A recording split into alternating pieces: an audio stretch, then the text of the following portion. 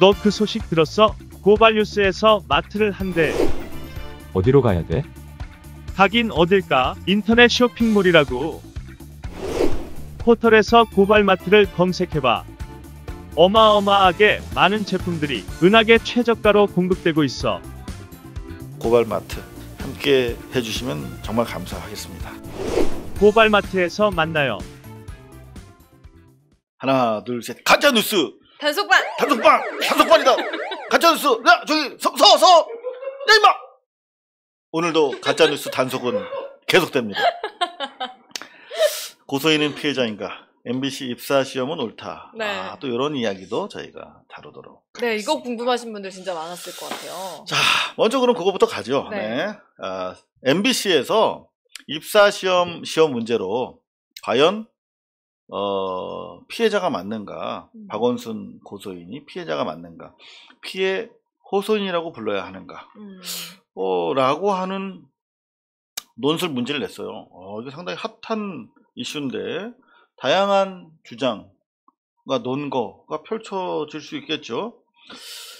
근데 이거 가지고 지금 뭐 언론 고시생들의 반응도 조금 있는 것 같고, 네. 특히 우리 기레기들이 어마어마하게 MBC를 씹고 있습니다. 결국은 이제 피해자라고 하라. 피해 호소인이 아니라. 그리고 피해 호소인이라고 하는 것도 결국은 2차 피해다. 네. 근데 이 와중에 MBC가 다 강단 있게 이런 식의 문제를 냈습니다. 이분들은 뭔가 이 사건의 담당 변호사가 언론에다가 네. 쓸데없는 피해자의 정보까지 다 얘기하면서 2차 가해를 조장하고 있다는 건 기사로 안 써요.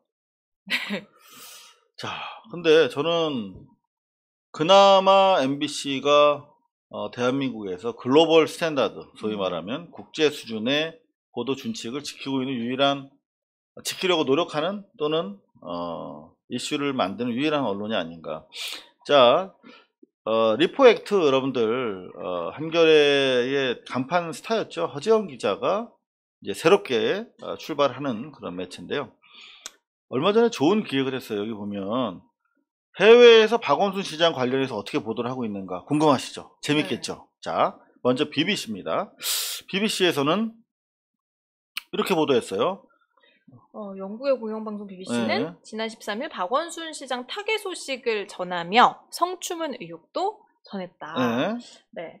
여기 보면 BBC가 사용한 용어가 피해 호소인입니다. alleged victim이에요. 그러니까 그냥 victim이라고, 영어로는 victim이죠. victim이라고 확정을 할 수가 없잖아요. 고소한 사람인데. 네. 이게 누가 victim인지 모르는 거죠, 아직. 그리고 진짜 어느 정도의 victim인지 알 수가 없어요. 조사를 안 하고는. 그죠? 근데 피해 호소인, alleged, 사실 이거는 어떻게 말하면은 호소인보다는 지렁이로 알려진, 무엇무엇으로 알려진, 그러니까 희생자라고 알려진 또는 희생자라고 전해지는 이런 뜻으로 해석을 하는 게 좋겠죠. 네. What did the alleged victim say? 네. 자, 그 피해자라고 주장하는, 피해자라고 알려진 피해 호소인은 뭐라고 말했나요? 라고 하는 제목에서도 마찬가지로 alleged라고 써요. 그러니까 이 BBC 같은 경우는 하물며 다른 나라의 이런 성추행 의혹 사건에 있어서도 자기들의 원칙을 지켜서 이렇게 보도를 합니다. 절대 단정적으로 보도해서는 안 되는 것이죠. 자, 그런가 하면 같은 날 ABC 방송도 확인을 했더니 alleged victim이라고 명시를 했어요. 이게 맞는 거죠. 글로벌 스탠다드입니다. 네. 그런가 하면 워싱턴 포스트 조금 전에 2018년 진보 정치인으로부터 성폭행을 당했다라고 제보하기 위해서 찾아온 여성을 역으로 오히려 취재해서 이게 무고임을 밝혀낸 2018년 영미투 퓰리처상을 받았죠. 그 언론사입니다. 워싱턴 포스트는 뭐라고 보도를 했나요? 보니까 역시 alleged sexual harassment라고 했습니다. 성적인 harassment, 성추행이 의혹이 제기된 이라고 하는 말을 당연히 썼어요. 지금도 그렇게 쓰고 있습니다. 이게 맞죠. 또는 accuser, 고소했으니까 accuse, 고소하다 해서 accuser, 고소인으로 적시를 하고 있습니다. 아니, 외국 언론은 무슨 뭐 김재련이랑 무슨 뭐 악감정을 품지도 않았을 것이고, BBC나 ABC나 워싱턴 포스트가. 그리고 고소인에 대해서도 무슨 뭐 선입견이 있지도 않을 거잖아요. 그냥 이 사람들은 자기가 하던 대로 보도 원칙에 따라서 했겠죠. 이게 맞다고 저희는 생각을 합니다. 이 문장도 한번 또 읽어볼까요?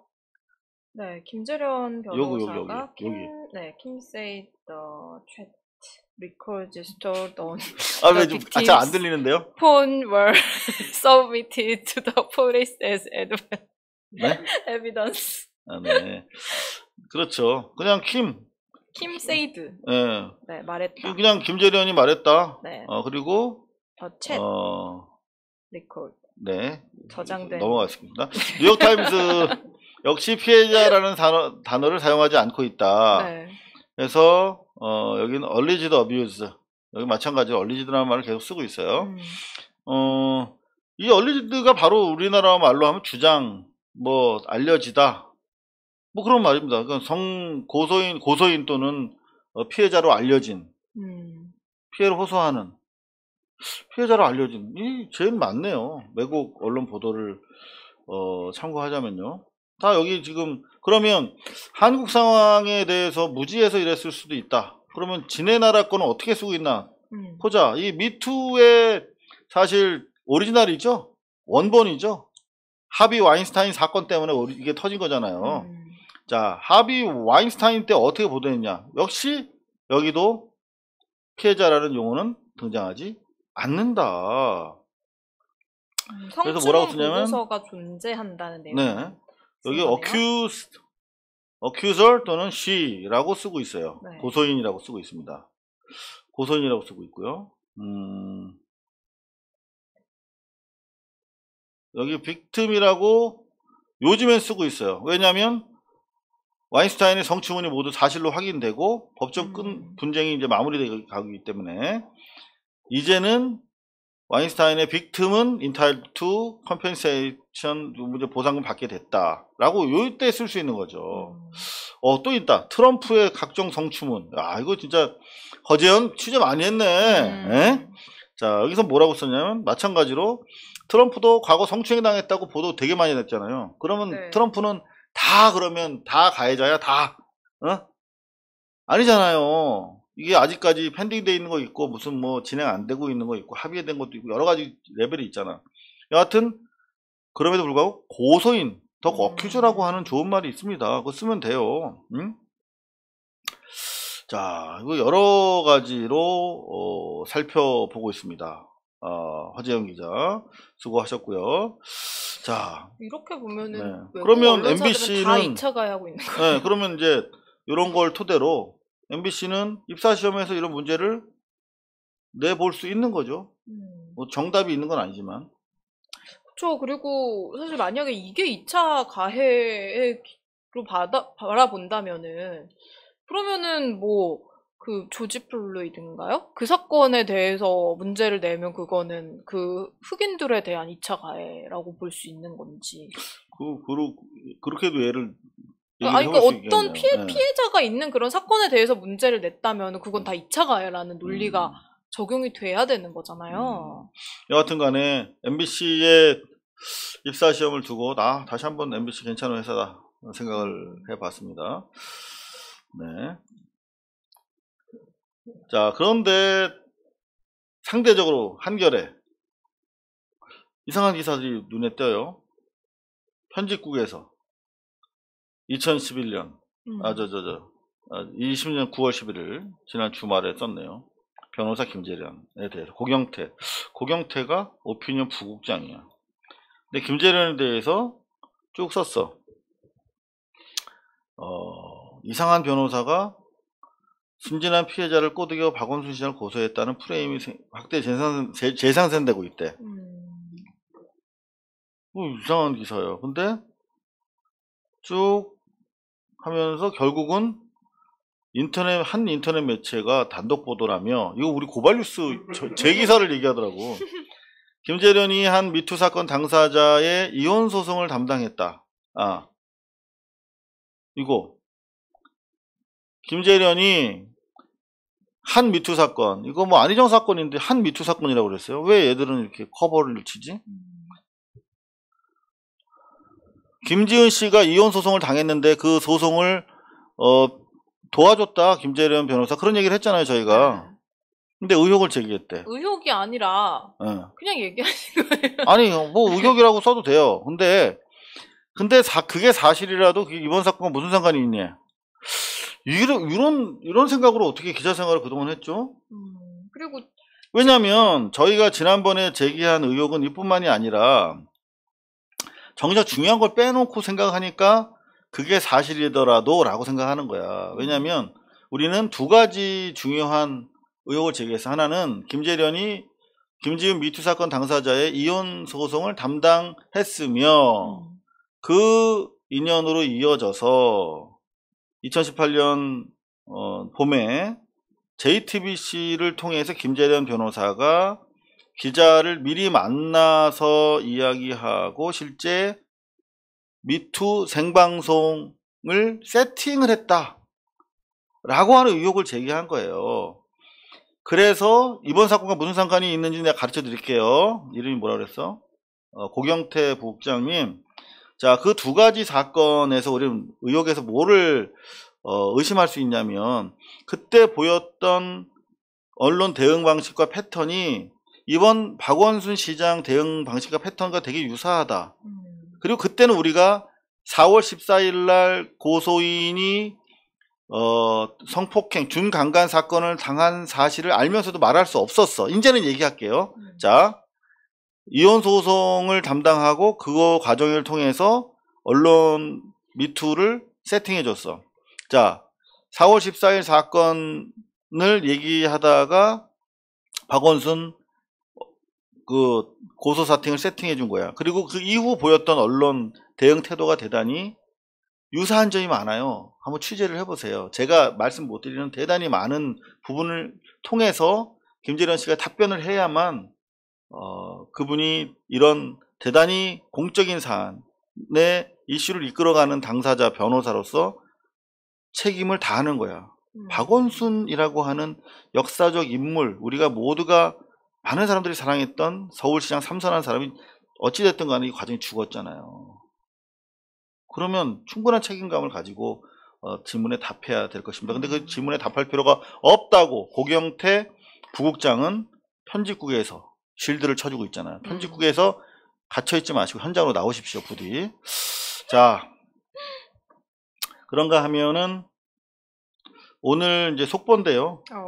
4월 14일 성폭력 중강간 사건, 오늘 그 남자분 기소가 됐다고 합니다. 재판에 이제 넘겨집니다. 그렇게 되면 어떻게 되죠?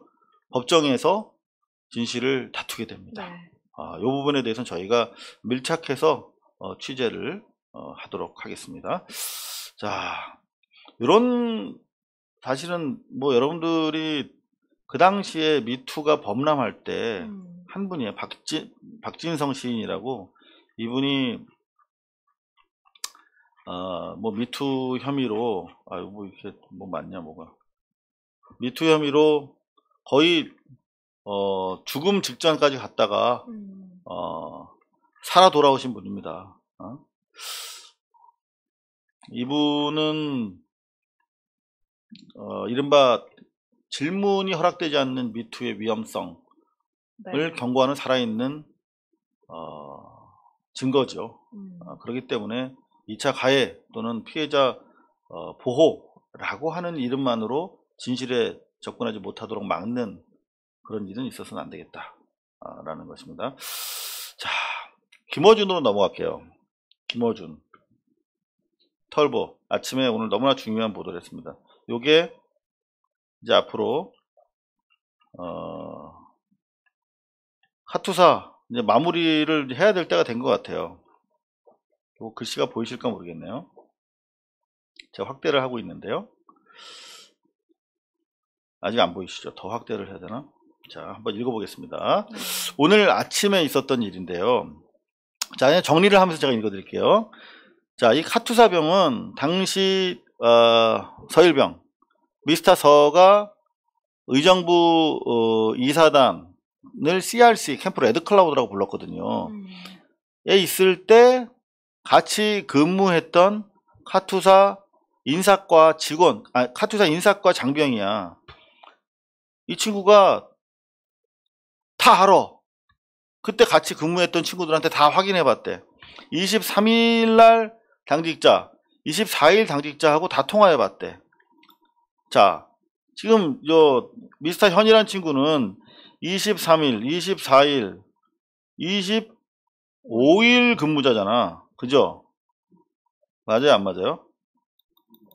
맞죠? 네. 그러면 23일 야근 근무자 있고 아침 근무자 있어요. 그 다음에 또 야근 근무자 있어요. 요 친구들이 다 바보라는 뜻이야. 23일 날 안 들어왔으면 불법적으로 안 들어왔다는 거 아니야 지금. 탈영이다 이거 아니야. 그러면 요때 야근 썼던 친구 당직 야근, 그 다음에 아침 9시에 당직 바뀌거든요. 또 야근. 자들이 다 그냥 눈뜬 장님이고 얘들이 봐줬다는 거 아니야. 근데 자기가 25일 근무하면서 보니까 얘가 안 들어와 있길래 전화했다. 이거는 한마디로 23일 당직자, 24일 당직자들 다 컨택을 했는데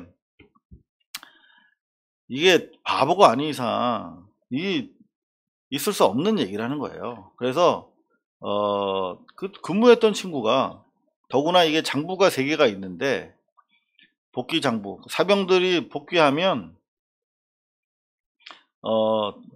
인사과에 와가지고 나 복귀했습니다라고 장부에 쓴대. 그리고 그거를 그날 밤에 이제 몇 시간마다 화이트보드에 상황판에다 정리한대. 그리고 나서 이제 부대 일지에다가 그거를 서류화하는 거예요. 근데 요 3개가 다 맞아야 되는 거지. 근데 얘는 이를테면 25일 날 얘들이 추정하는 군대 가면 곰바오라고 있거든요. 또는 고문관이라고도 있어요. 그러니까 고문관이 그 혹시 고문 받게 하는 네? 고문 당하게 하는 그 주체라 그럴까요? 뭔가 계속 실수하는 사람. 그렇지. 네. 고문당하게 하는 사람. 남들을 고문당하게. 그렇게 해석할 수 있겠네요. 맞습니다. 예. 그 고문관 일 가능성이 높아. 그러니까 요 사람들이 정상적으로 다 이게 휴가가 처리가 돼 있으니까 넘어간 거잖아요. 네. 그리고 얘들은 알고 있었던 거야. 위에 장교가 그렇게 하도록 지시를 해서 다 문제가 없는 걸. 근데 24일 지가 딱 와서 얘는 약간 정치적으로 그런 쪽에 있는 애 같아요. 조선일보랑 인터뷰한 거 보면 알잖아. 그죠? 그래서 요거 3개를 못 보고 부대 일지만 딱 봤을 가능성이 있다는 거야. 25일날 딱 와서. 그래서 부대 일지상에 아직 반영이 안 된 거지, 실시간으로. 그걸 보고 제보를 했을 가능성이 높다는 것이죠. 그리고 나서 이제 상식적으로 얘가 전화를 했잖아. 네. 전화를 했다고 주장하잖아. 전화를 딱 했는데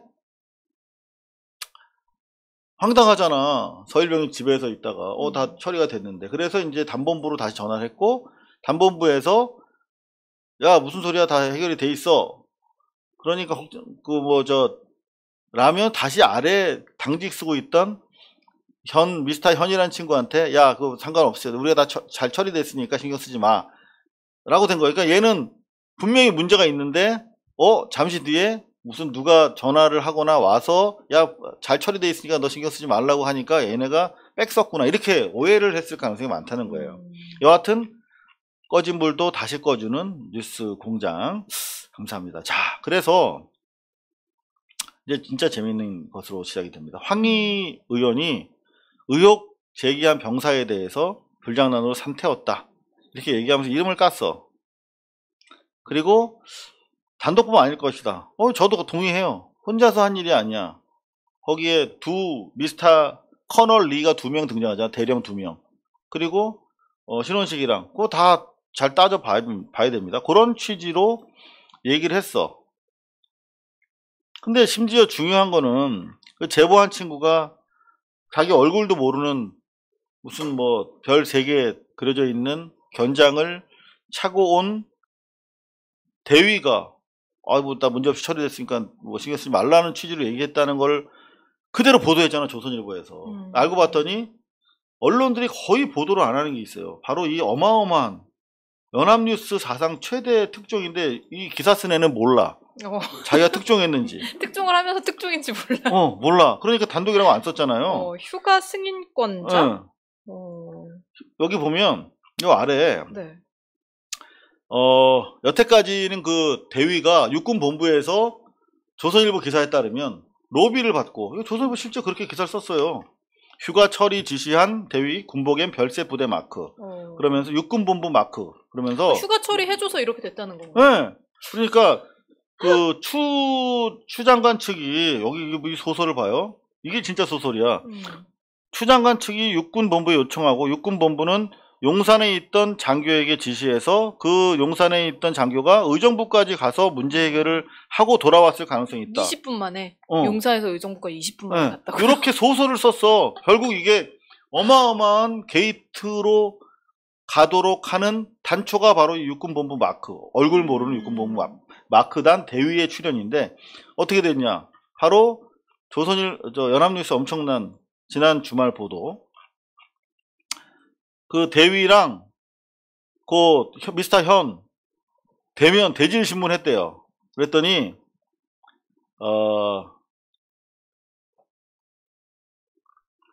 그 대위가 우리 부대 대위님이라는 걸 알았대. 확인했대.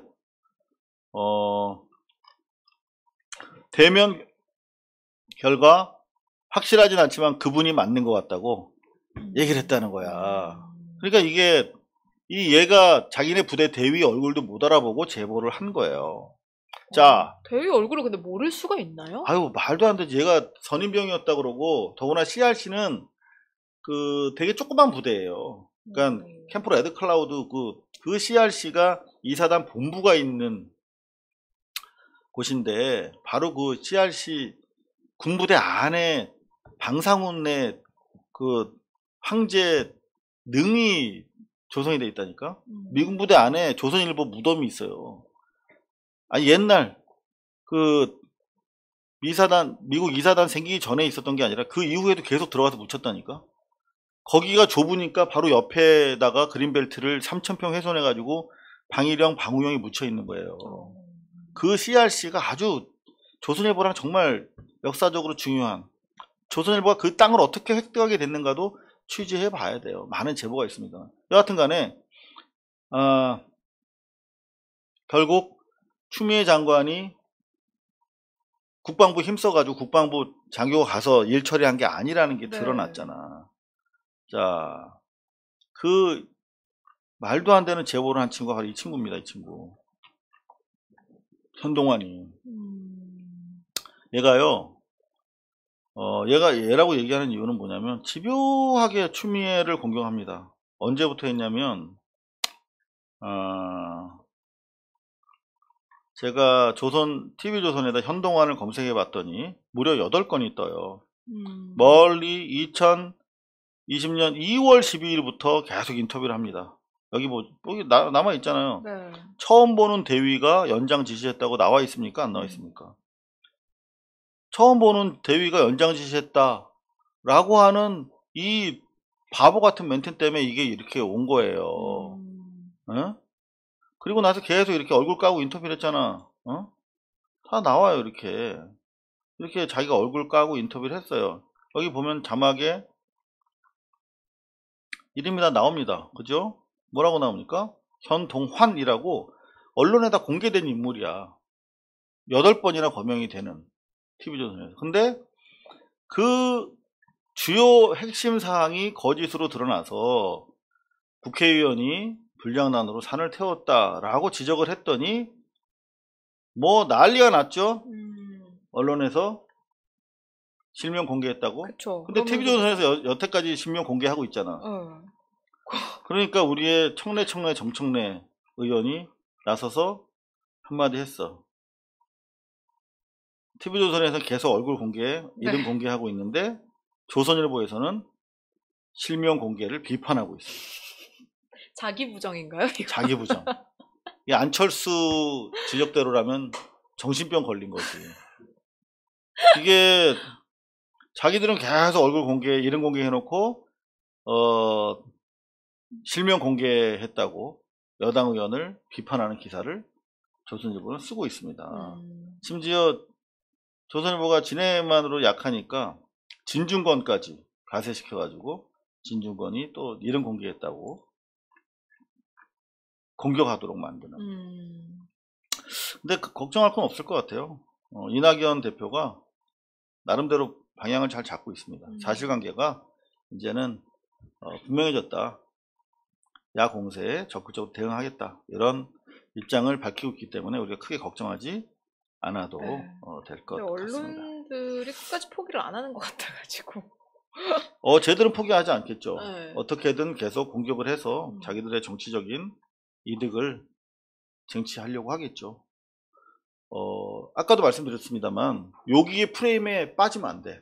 뭐 전수 뭐 병역 비리 공개하자. 이미 이 병역 이슈는 쟤네가 선점해서 파놓은 덫이기 때문에 여기에 들어가도 우리가 건질 수 있는 게 없습니다.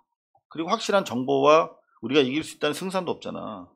김남국 의원처럼 확 말을 저질렀는데 알고 봤더니 우리 쪽에 민주화 운동한 분들이 많으니까 더 면제자가 많아. 그런 오히려 역공당할 수 있으니까 이건 빨리 빠져나오는 것이 옳다. 개혁 이슈로 빨리 전환해야 된다. 이렇게 생각이 됩니다. 자, 가짜뉴스 오늘 좀 간단하게 정리를 했어요. 여기서 마무리해야 될 것 같습니다. 네. 1일 1조만 할까요? 1일 1조. 네, 1일 1조. 조국 장관 페이스북 잠시 들리면서 마무리하도록 하겠습니다. 자, 지난번에 2월 18일 2018년 6월에 네. 조국 민정수석이 전국 동시지방선거 직전에 울산에 내려가서 송철호 후보랑 무슨 뭐 지지 부탁했다. 요거 뭐 가짜 뉴스. 네, 명백한 가짜 뉴스였기 때문에 손해배상, 형사 손해배상, 청구 소송관도 별도 민사도 했어요. 근데 네. 별도로 요게 정말 마음에 들어요. 저는. 네. 방송사의 엄격한 책임을 묻고 법정 제재를 가해야 한다는 요청을 방통심의위원회에 접수했다. 박수 부탁드리겠습니다. 채널A하고 TV조선 이런 거 자꾸 접수되면 네, 요거를 해야 돼요. 아닌가요? 계속. 네. 가는 비에 옷 젖는다고. 네. 이게 여러분들도 방송통신심의위원회에 들어가셔서 요거 법정 제재 요청을 하실 수가 있습니다. 누구나. 이게 좀 모아지면 오히려 힘있게 이런 의견들이 나오고 법정 제재에 해당되는 주의 이상의 그런 결정이 나오면 또다시 채널A, TV조선 어떻게 돼요? 5건 이상 쌓이면 또 추가로 문제가 생기면 언제든지 허가 취소될 수 있도록 유보적으로 통과됐기 때문에 언론개혁의 의지가 있는 한상혁 위원장을 도와줄 수가 있습니다. 여러분들이 방통심의위원회에 가셔서 이거 다시 한번 또 눌러주시면 좋을 것 같습니다. 그리고 딸을 모욕한 일베 회원 구약식 처분됐다. 향후 형사 고소도 계속하겠다. 성적 모욕글을 조국 장관 딸에 대해서 올렸던 일베놈들 민사 손해배상 청구. 근데 왜 이렇게 뭔가 그 대상이 여자라고 하면 그렇게 성적인 험한 말을 이렇게 올리는지 모르겠어요.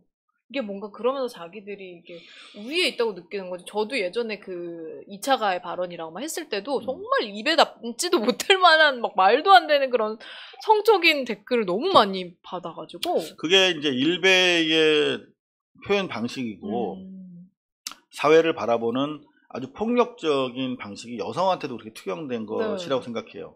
걔들을 제대로 잡았어야 되는데 그 일베를 정치적으로 박근혜 정권, 이명박 정권에서 이용한 거잖아. 걔네가 정치 성향이 수구 쪽이니까, 극우니까 걔들이 가지고 있는 공격성을 용인한 거예요, 제도적으로.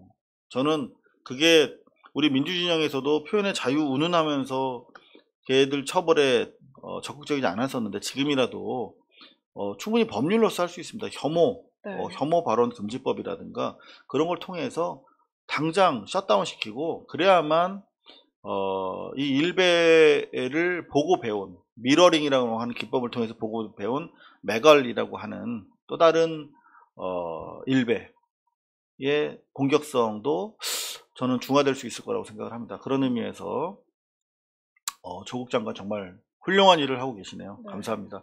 자, 가짜뉴스 이렇게 마무리를 하고요. 고발뉴스는 여러분의 자발적 후원에 힘입어 운영되는 대한매체입니다. 자본과 외압에 흔들리지 않는 언론으로 키워주십시오. 후원 신청은 지금 고발뉴스닷컴에서 접수 중입니다. 여러분의 많은 참여를 부탁드립니다. 감사합니다.